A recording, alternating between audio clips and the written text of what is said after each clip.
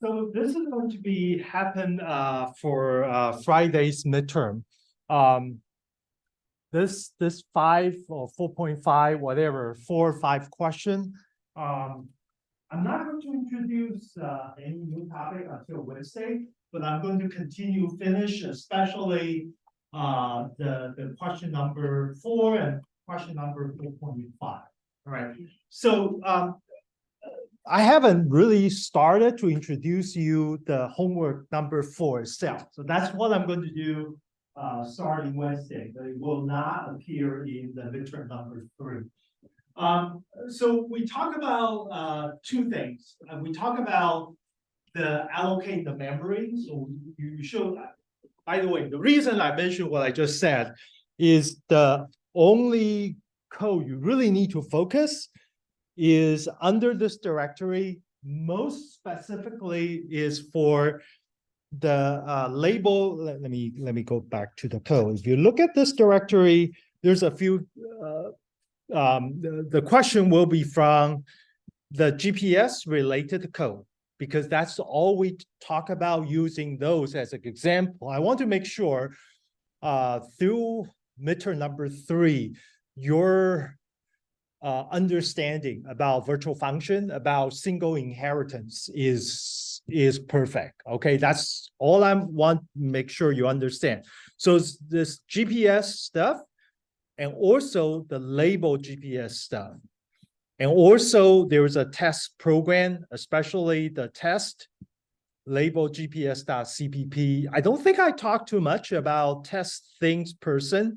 I could be wrong, but the most thing is about test GPS.cpp. Okay, so if you think about that, is GPS.h, GPS.cpp, label GPS.h, and label GPS.cpp, and also test label GPS.cpp. I might use some of the codes related to other class, but those should be equivalent to what you have learned before. Okay, but the most idea about single inheritance will be focused on the example.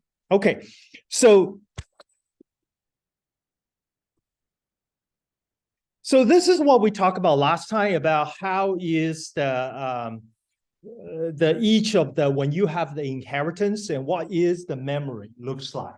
That is important concept for any C++ programmer to learn about this.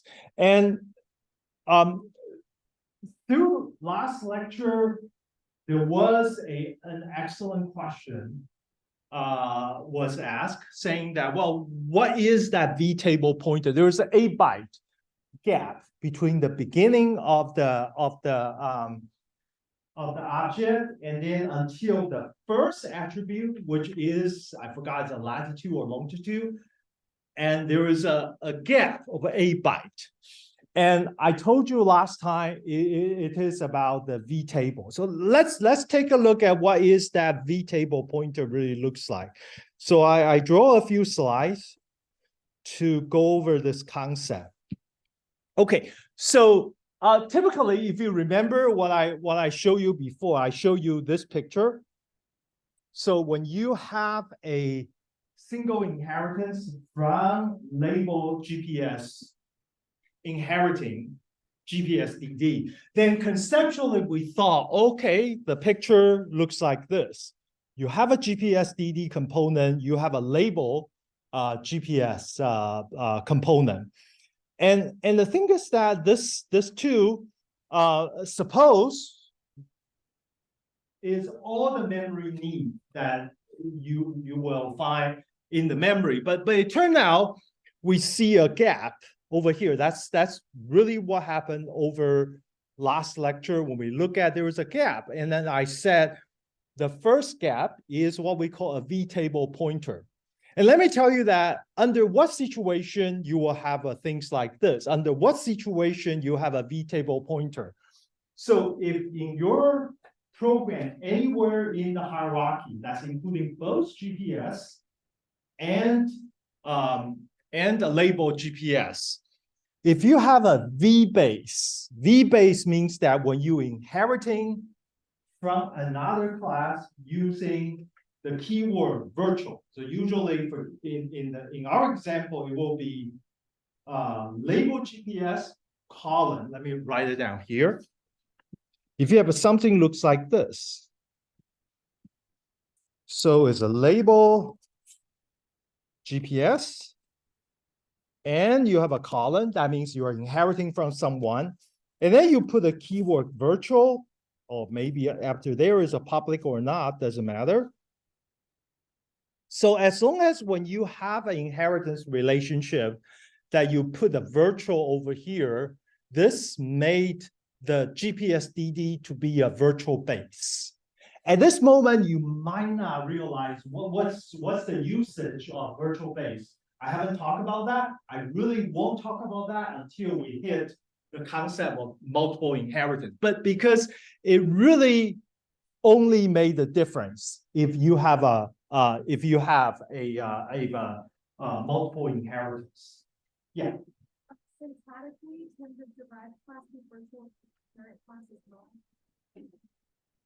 Well, this is not saying which class is a virtual. This is actually talking about that inheritance relationship is a virtual. Okay, it is not. Okay, by the way, if I say virtual public GPS DD, it doesn't mean that doesn't say either GPS DD or label GPS is a virtual class. It doesn't say that. It's saying that that particular inheritance relationship is what we call is virtual base. And is a base is a base class. It's called a virtual base. We will talk about that later. Okay, maybe starting from after I talk about oversight number 4, then I talk about multiple inheritance, because it only makes sense when you have multiple inheritance. Otherwise, virtual base is exactly. By the way, under single inheritance, virtual base and non-virtual base, they're identical from the programmer perspective, but they will be different from the memory allocation base. Okay, I won't show you this detail until later, but I do want to say that if you add a keyword in this inheritance relationship virtual, you're going to have a vtable pointer there. That's number one situation. You will have this 8-byte space stored for the vtable pointer. And the second reason you might have a vtable pointer is that you have a virtual function. If you have a virtual function, then essentially you will have this vtable pointer. So either one of this case occur, then we're going to see that pointer. Okay, so now I'm going to show you what's that vtable pointer really pointing to. So essentially, at runtime, okay, I said it's runtime. The compiler time knows about how to create the code. That will generate this one. But at runtime, for each of the class, you're going to have a vtable for each of the class. So in this example, we have a class called GPSDD. So there is a vtable for GPSDD. And there is a vtable for class labeled GPS. For each of the class, you have some per class information that's we call a virtual table. All right. So in this case, let me show you what's going on here is, I mean, in this picture, both show you how the vtable is used, but also show you how the virtual function is making a decision. So this is an important slide I want you to understand. Okay, this is kind of summarized conceptually what we write a virtual function. Okay, so in this example specifically, when we create the object, what kind of object it is for this one? Is this label GPS or GPS? This is a label GPS, right? This is a label. So this is what we call object creation time. So when you create an object, what was the data type or class that you create? All right. So even though this I can casting up, casting down later to convert it to a GPS, then convert it back to label GPS. That's what we did earlier. But the thing is that at the time it was created, it was a label GPS. And therefore, at the time when the object was created, this vtable pointer was set at that moment and set to pointing to this vtable. Okay, so you can see that I use a lot about runtime because until at runtime, I won't create this object.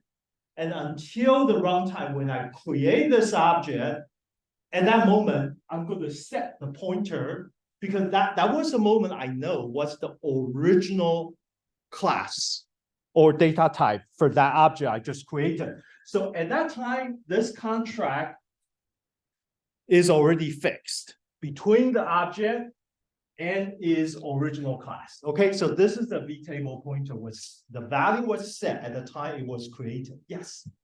So the runtime would set that vtable pointer when that virtual function is called, right? No, it's not. It's not. The pointer was not set when you call the virtual function. The pointer, by the way, this pointer is just pointing to this vtable. Okay, belong to the class that you were created as an object. So that was when you created. So let me show you the code when it was binded. Okay, if you look at the code, let's do this. So what is object creation type? Let's look at label GPS.cpp. So for example, if we talk about this object called GPS TLC UC Davis. So when was this object created? Exactly at this line. Because this line is exactly the time point when this object was created. So this is at this time you can see that when you saw this line, you thought, oh, I'm allocating memory for this object, GPS TLC UC Davis, right? When I allocate the object, I also set the pointer to the vtable. So that was the time I'm talking about. Okay, so regardless later you move up, move down, whatever, but that binding to the class is already fixed at this time. Yeah. Basically, the vtable pointer is set at object creation. Yes, exactly. Yeah. So that's why it's already set. So later, if you try to convert it to a GPS or you convert it back, it doesn't change that relationship. That relationship is always remembered. This is only for virtual function. Yeah. You can't pass the virtual. You can, well, no, you can cast for an object. You can cast the object type from, say, label GPS to GPS and cast back. That is casting. Casting is always about the type to an object, right? But no matter how you cast, that pointer to the vtable has been set.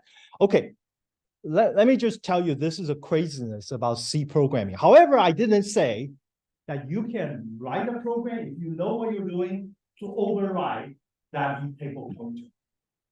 You can do that. That's the dynamics. Let's say, well, right now, let me go back to this. I'm saying that a normal programmer, they don't want to mess up with a pointer. They should just use whatever this value that's provided as object creation type, right? But by the way, this is in your memory. This is 8 byte.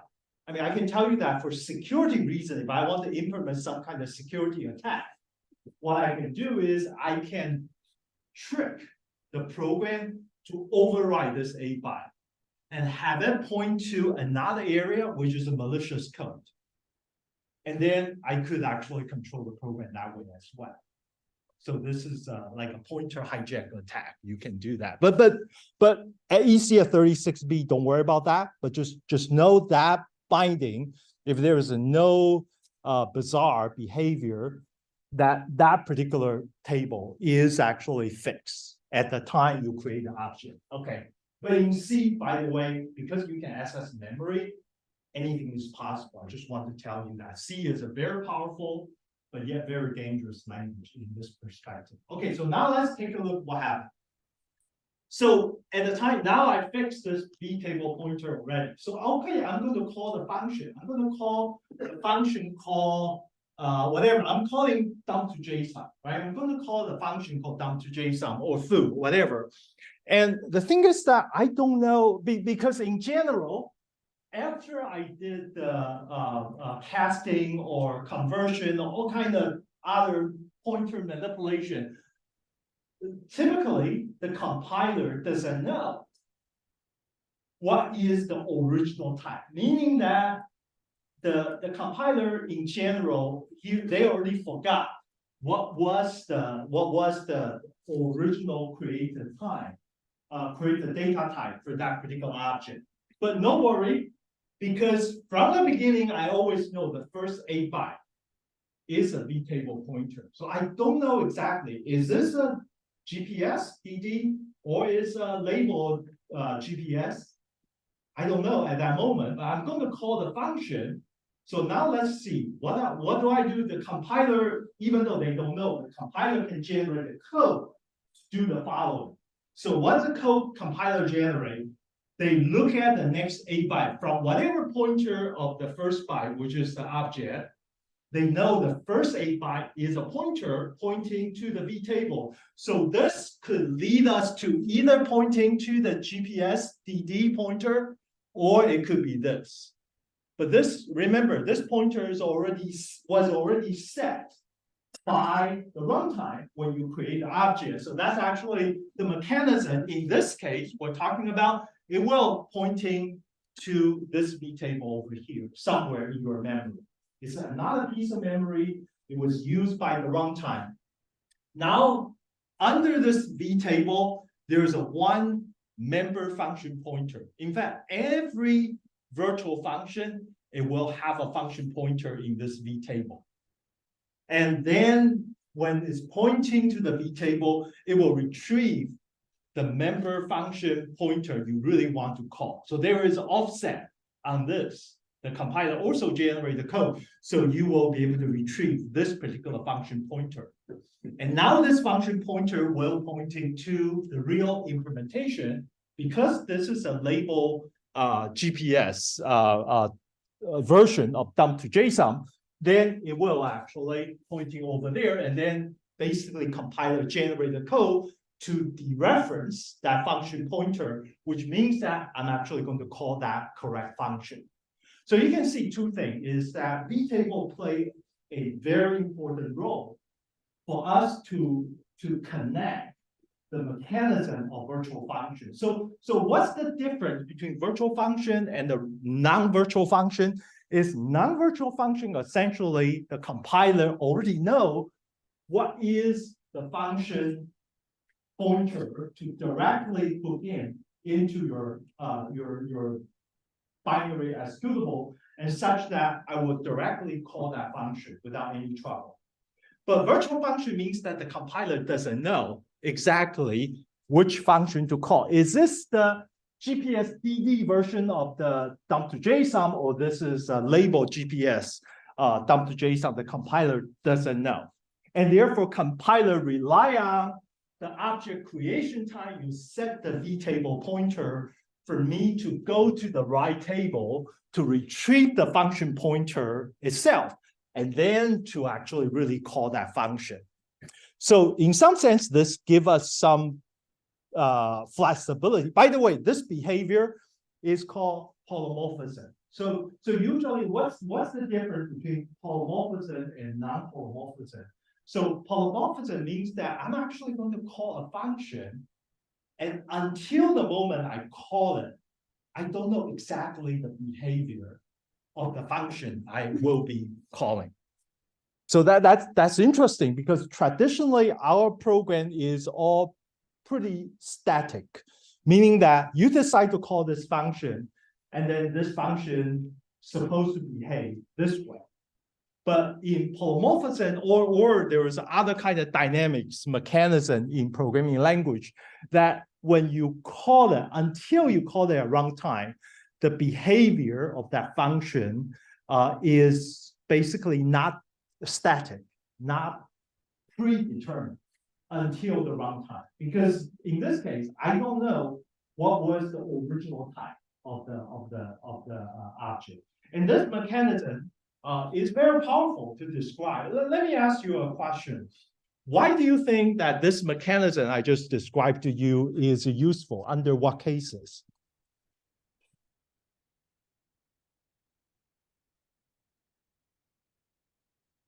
Anybody? I mean, why is this? Why do I bother to do this?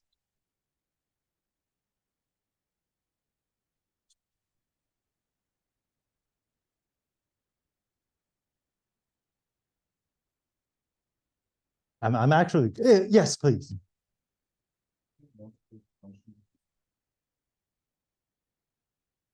Okay, yeah, you have multiple function belong to different class, I assume that, but they're belong to the same inheritance hierarchy. Right, they have the same name. Okay, good. Okay, that's good. But then I want to follow up on your question. If I have the same name with function, but they belong to different classes, why can't I just explicit to let me show you an example. If I come to labels GPS.cpp, if you go to my dump to JSON, you see that I can just do this. I can just call like this, right? I can just make it explicit. By the way, even dump to JSON is a virtual.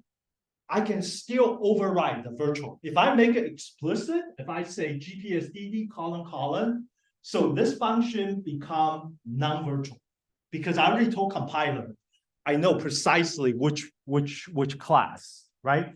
So I can do that, just let you know. That even as a virtual function, I can still be specifying the class name to override that, okay?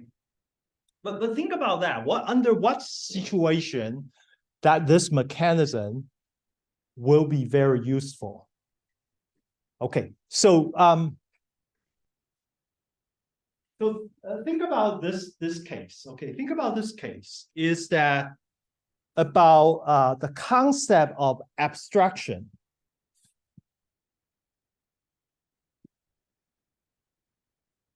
So let me put another slide. I want to talk about a little bit about abstraction.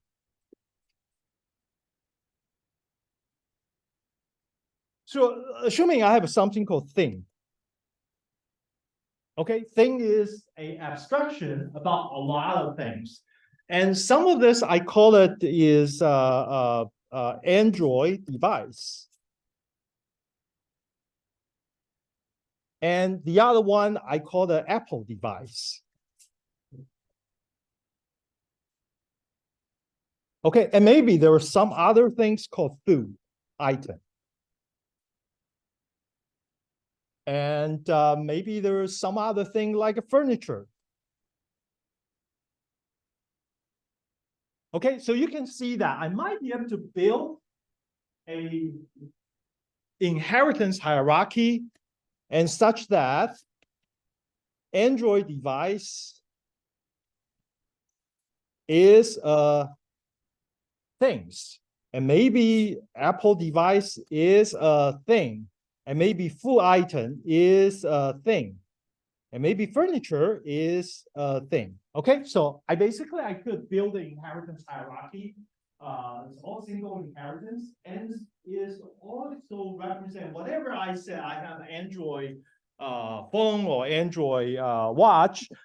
It's a thing as well. Okay, so essentially you can. By the way, you probably know that the same function, same member function, is defined for Apple device is likely to be different from the member function defined for Android device, because there are, for example, one will go to Google, one will go to Apple. They're going to be different in terms of their behavior. Well, but right now I'm relocation. I'm actually going to move from say New York City to Chicago. I'm actually going to move. And I talked to my the moving company. I said, I have 10,000 things I would like to move. So when I give everything to my mover, I'm not going to tell them, oh, this is the Android watch, this is the Apple, this is the Apple item, this is whatever. I'm going to tell him that, hey, I put it in a box. Each of the thing is a box. I'm actually apply all this. So the abstraction from the mover's perspective is thing. Okay, so thing is for the mover. Okay, so from the mover perspective, it doesn't matter whether it's whatever detail, whether it's a furniture, food, or whatever. They just treat everything as a thing. They move this 10,000 things from New York to Chicago. Okay, now this 10,000 thing deliver to my new home in Chicago. Guess what?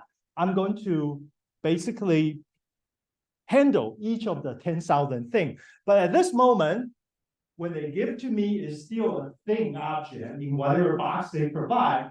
But the thing is, I know I want to decide what I need to do with each of the things according to their different subclasses. So therefore, at this moment, when they give me a truck, they gave me everything is thing. And what should I do? I basically now using a processor, assuming my robot is actually the program called polymorphism, called virtual function, called process. So when I do a process on this, each of the thing, then essentially this robot will look at the class type that was created for that device. So therefore, if this is was an Android device, it will process using that particular procedure that handling only the Android device. So by doing this, you can see that in a lot of applications, depending on who is processing that, it will move up to a different abstraction, which is mixing a lot of objects that's from different subclasses. In this case, they're from one of these 4 different classes. And therefore, when I want to really handling the process, virtual function can help me to handle that. Does that make a little bit sense to you about how this might be useful?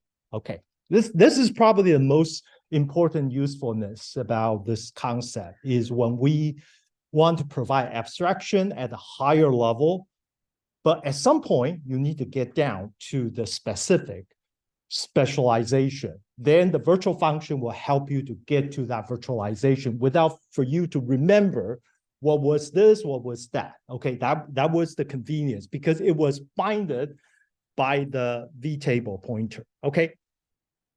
All right. Any question about this picture? So this picture basically tells you what is a virtual function and how it's being implemented. Okay. All right, so now let's go back to our code. Okay, I hope you remember, make sure you understand this picture, okay? Okay, now let's take a look at the dump to JSON that this is specifically defined at the label GPS.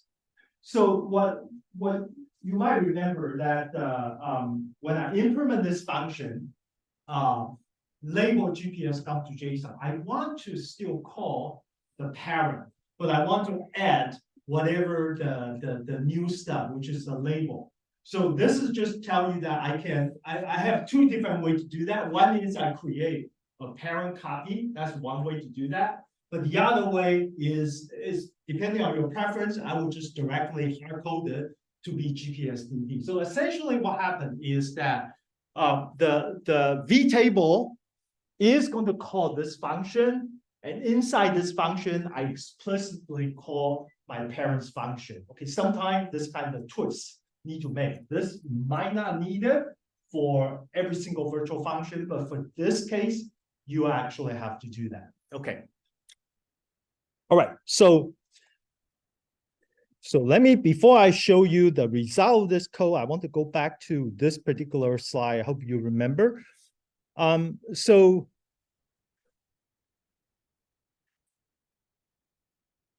the difference between non-virtual and virtual, as you remember, is that if a virtual function, the next one, no matter how you cast your object, no matter how you convert this object to other object, as long as at the time it was created, it was belong to this particular class, it will call this function. So there's two time moment.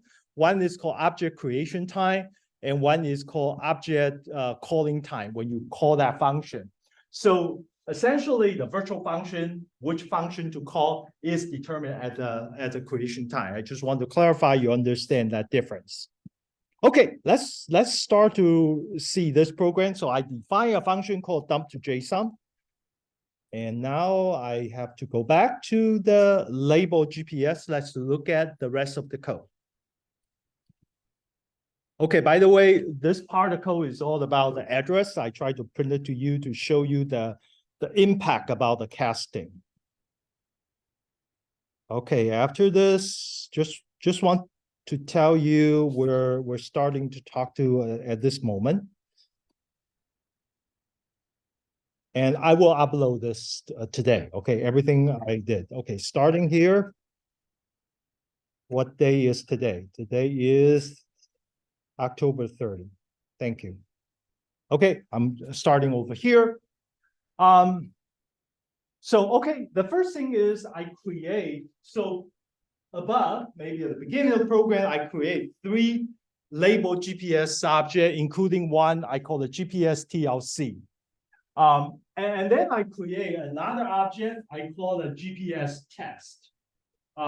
So take a look what I did. I just casting this. Oh, this piece of code is just show you can cast this.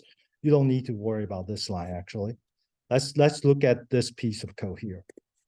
Yeah, starting from here. Okay, so the first thing is if I have a JSON object called X, and then I can call this function called GPS IKEA Sacramento dump to JSON. Okay, and guess what? Let me show you the result. If you look at the result, the program will print it. It has only 2 possibilities.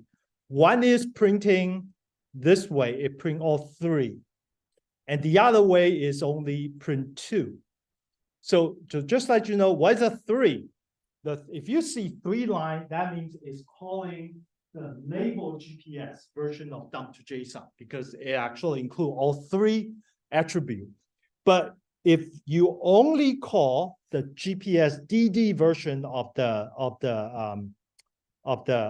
dump to JSON, you only will see 2, which is only the latitude and longitude. So I'm using 3 line versus 2 line to differentiate the polymorphism about whether it's GPS DD or is labeled GPS. Okay, so now let's look at the code, and you're just going to tell me whether it's 2 line or 3 line. Okay, so I'm calling GPS IKEA. So now let's look at this line. I'm calling GPS IKEA Sacramento, and I call dump to JSON. And then this dump to JSON is going to return a JSON object. Okay, so that's why I assign to the X, which is a JSON object. And then I use this x.toStyle string, which is basically a output of the string into the string output the JSON into the string format. So can you tell me this line right now is 2 line or 3 line? Is this going to be 2 line means that is only latitude and longitude? 3 line means that latitude, longitude, and label. Is this 2-line or 3-line? If you think it's 3-line, please raise your hand. Okay, it's a 3-line. Okay, because why? Because this, what is GPS supplemental? Is labeled GPS, right? Just go up to make sure we're not making any mistake here. Take a look at here. I have the object labeled GPS, which is GPS IKEA Sacramento, and it has been determined at the time the object was created, that V table. Okay, so therefore, this one is what? Is actually 3-line. Okay, when you look at this, you know 3-line means that it has all 3 of them. Okay, fine. Okay, let's look at the next line. So I define a pointer. So now you see that I create.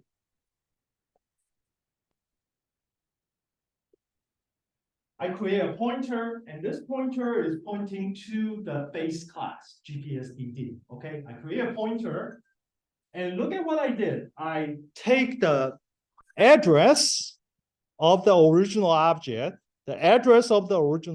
which is GPS IKEA. I believe this is another screen call, thank you. All right, so I basically put the address and I cast it with GPSDD star, and I assign the address into this pointer I just created for GPS PTR. Okay, I basically try to do a casting, but I move the address of the object to another variable, which is a GPSDD. And then look at what I did. I said GPS PTR pointing, because it's a pointer, I have to use a pointer notation, hyphen greater than, GPS PTR hyphen greater than dump to JSON. And again, I assign the return value to X. Now I print this X. Is this 2-line or 3-line? What? You think it's 2? Okay, 2 or 3, right? Any alternative opinion? Yeah. Why? It's a virtual function, right? Dump to, we're assuming this is important, but you have a good thought. You're right. That why? Because dump to JSON is a virtual function. It's a virtual function. That's why it's important. What you should make sure you understand. No matter how you cast, you see, right now we're not copying the value. We're just what? Passing the pointer. Passing a pointer does not change the content. It's just a reference. Yeah. So because it's virtual, when you're using the dump to JSON, it's using the pointer table. Yes. Yes. Right. Because I just say dump to JSON. I didn't say GPSDD colon dump to JSON. I just say dump to JSON. So when they realize the GPS PTR, even if this is a GPSDD, it knows that this is a virtual function. I look at the first 8 bytes to see what's the first 8 bytes is pointing to which V table. And from there, I will retrieve. So this is also 3-line, okay? But the important detail is that this one is passed by reference. The pointer is not passed by. Yes. If you use a pass by value, which I think I have an example, it still use V table, but it copy the object. When you copy the object, you only copy the portion of the object that's related to GPSDD. So that becomes a new object creation type. When you do, okay, it's a good question. I want to say that whenever you do a copy, that's also a new object creation type. You essentially create another object. That's why the V table pointer will be set to GPSDD in that case. I think we will have an example. Okay, so this is 3-line.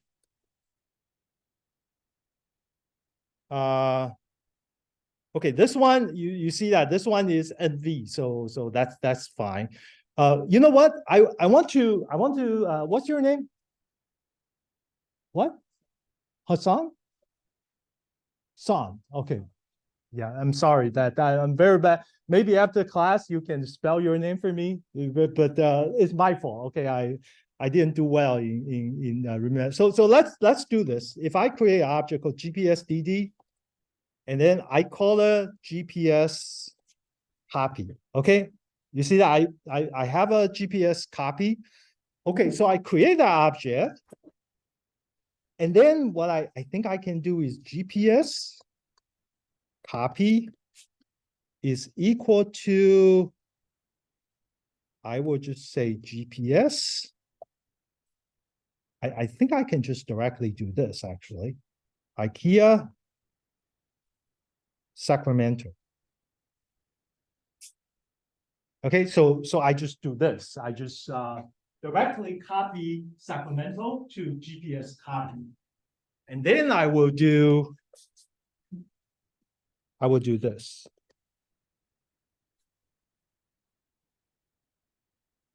I will say GPS copy, but because this copy is no longer a reference, it's a dot operation, and then I print it out.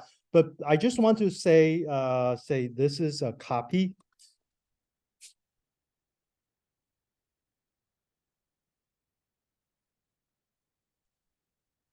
And this one, I will just say pointer.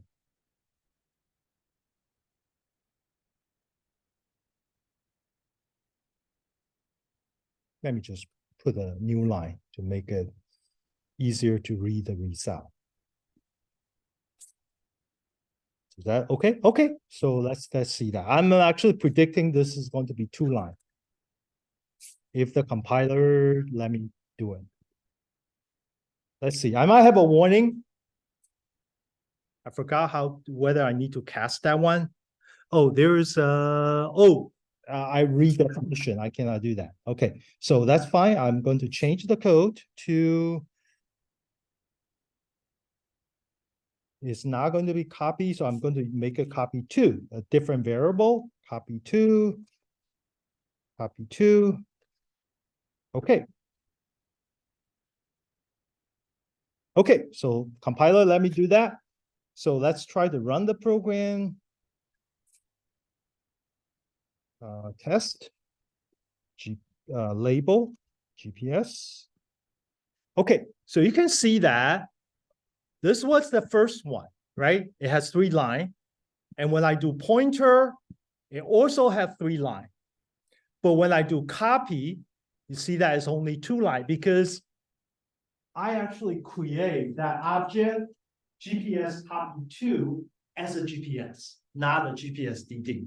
Okay, so that's why it is like this way. Okay, let me see if I have other things I want to show you for the rest of the code before I let you go. I have a 1 minute, technically.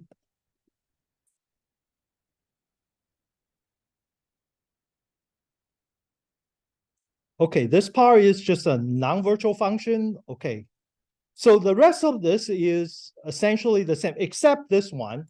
This one is I'm calling for reference. If you take a look at what I did, is that instead of pointer, I directly take the object and I cast it with GPS DD reference. And then have the X, I do that. Let's actually see what this one is. I would just print reference.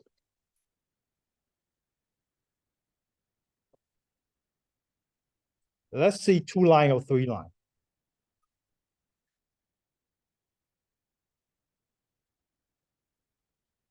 Okay, with reference is also 3 lines. So essentially you see that pointer doesn't matter because it's still preserved the original B table pointer.